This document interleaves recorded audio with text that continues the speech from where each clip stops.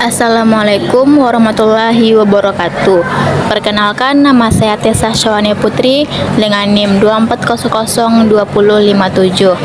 Di sini saya akan menjelaskan mengenai etika kepemimpinan yang mencangkup etika kepemimpinan dalam pendidikan. Etika kepemimpinan dalam pendidikan adalah seperangkat prinsip moral dan nilai-nilai yang memandu pemimpin di bidang pendidikan, seperti kepala sekolah, guru senior, atau administrator, dalam mengambil keputusan dan bertindak. Ini melibatkan penerapan etika secara konsisten untuk memastikan kepemimpinan yang adil, transparan, dan bermanfaat bagi siswa, staf, dan masyarakat. Etika ini penting karena pendidikan membentuk generasi masa depan, sehingga pemimpin harus menjaga integritas untuk mencegah penyalahgunaan kekuasaan dan mempromosikan lingkungan belajar yang positif. Selanjutnya kita masuk ke prinsip-prinsip etika kepemimpinan dalam pendidikan. Yang pertama yaitu integritas dan kejujuran. Pemimpin harus jujur dalam komunikasi, laporan, dan tindakan. Misalnya, menghindari manipulasi data, prestasi siswa, atau memberikan informasi yang akurat tentang kebijakan sekolah. Ini membangun kepercayaan di antara staf dan orang tua. Yang kedua yaitu keadilan dan kesetaraan. Keputusan harus adil tanpa diskriminasi berdasarkan ras, gender, atau status sosial. Contohnya, memastikan akses pendidikan yang sama bagi semua siswa, termasuk yang berasal dari keluarga kurang mampu, dengan menghindari favoritisme dalam penilaian atau promosi staf. Yang ketiga yaitu empati dan perhatian terhadap kesejahteraan. Pemimpin harus memprioritaskan kesejahteraan siswa dan staf. Ini termasuk mendukung kesehatan mental siswa dan mencegah bullying, dan memastikan lingkungan kerja yang sehat bagi guru, seperti menghindari beban kerja berlebihan. Yang keempat, tanggung jawab dan akuntabilitas. Pemimpin bertanggung jawab atas hasil keputusan mereka. Mereka harus transparan dalam pengelolaan anggaran sekolah, menghindari korupsi, dan siap menerima konsekuensi jika terjadi kesalahan, seperti melalui mekanisme evaluasi internal. Dan yang terakhir, kolaborasi dan pengembangan profesional. Etika ini mendorong pemimpin untuk bekerja sama dengan staf dan komunitas, serta mendorong pertumbuhan profesional. Misalnya, memberikan pelatihan kepada guru atau melibatkan orang tua dalam pengambilan keputusan sekolah. Selanjutnya kita masuk ke pentingnya etika kepemimpinan dalam pendidikan. Yang pertama yaitu dampaknya pada siswa. Pemimpin yang etis menciptakan atmosfer belajar yang aman dan inspiratif yang dapat meningkatkan motivasi siswa dan hasil akademik. Sebaliknya, pelanggaran etika seperti nepotisme dapat merusak kepercayaan dan kualitas pendidikan. Yang kedua, pengaruh pada masyarakat. Sekolah adalah bagian dari masyarakat, sehingga pemimpin etis membantu membangun nilai-nilai sosial seperti toleransi dan demokrasi. Dan yang ketiga yaitu tantangan modern. Di era digital, pemimpin harus menangani isu seperti privasi data siswa atau penggunaan teknologi AI dalam pendidikan, sambil menjaga etika untuk menghindari eksploitasi. Contoh penerapan dan tantangannya yaitu seperti contoh positif, seorang kepala sekolah yang memprioritaskan inklusi dengan menyediakan program khusus untuk siswa penyandang disabilitas sambil memastikan transparansi anggaran. Tantangannya seperti konflik kepentingan, seperti menggunakan jabatan untuk keuntungan pribadi, atau tekanan dari pihak eksternal seperti pemerintah yang memaksa keputusan tidak etis.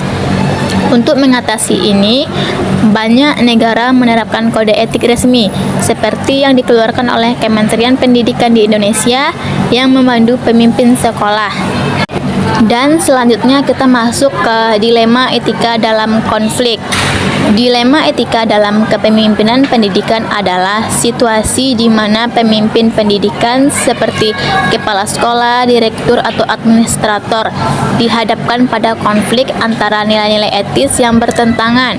Ini sering terjadi ketika keputusan harus diambil yang melibatkan kepentingan berbagai pihak seperti siswa, guru, atau orang tua dan masyarakat, tanpa ada solusi yang sepenuhnya benar atau salah.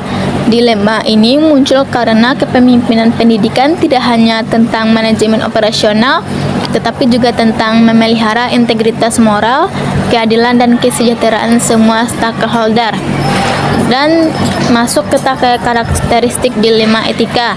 Yang pertama yaitu konflik nilai antara kebenaran dan loyalitas, atau antara kepentingan individu versus kepentingan kelompok.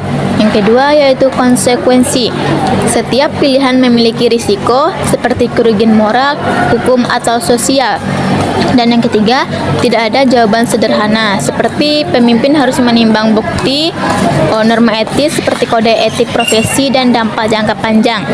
Contohnya yaitu yang pertama, konflik antara kebijakan sekolah dan kebutuhan siswa individu, di mana seorang kepala sekolah mungkin dihadapkan pada dilema ketika kebijakan sekolah mengharuskan siswa dengan prestasi rendah dikeluarkan, tetapi siswa tersebut berasal dari latar belakang miskin dan membutuhkan dukungan lebih lanjut.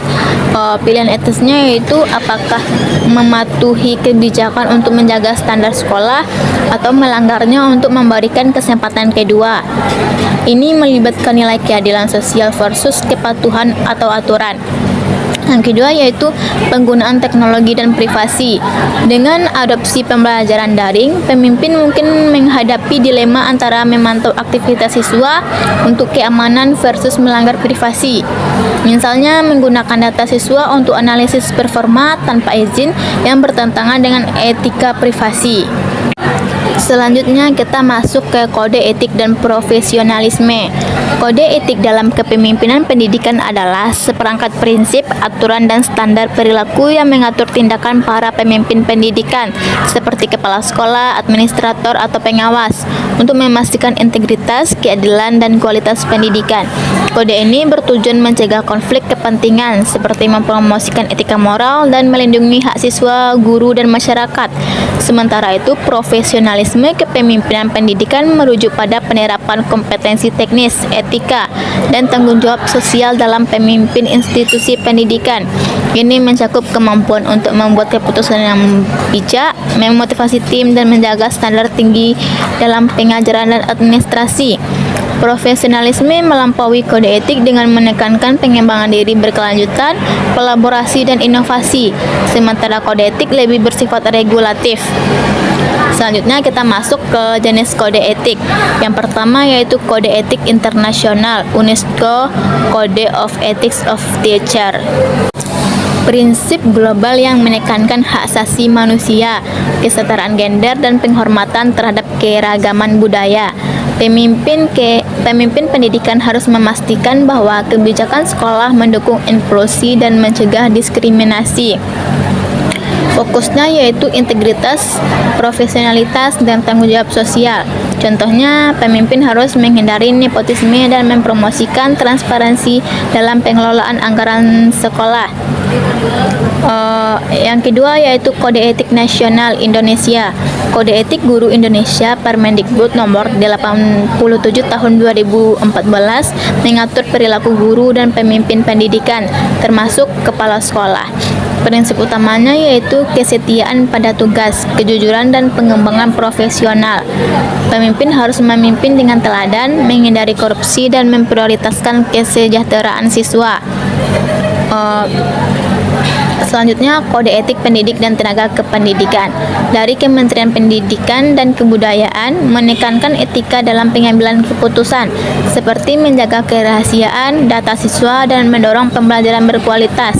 Fokusnya yaitu tanggung jawab moral seperti melaporkan pelanggaran etik dan memfasilitasi dialog antar stakeholder. Yang ketiga yaitu kode etik berdasarkan peran kepemimpinan yang mencakup kode etik untuk kepala sekolah, menekankan kepemimpinan visioner seperti merancang kurikulum yang adil dan mengelola konflik dengan bijak.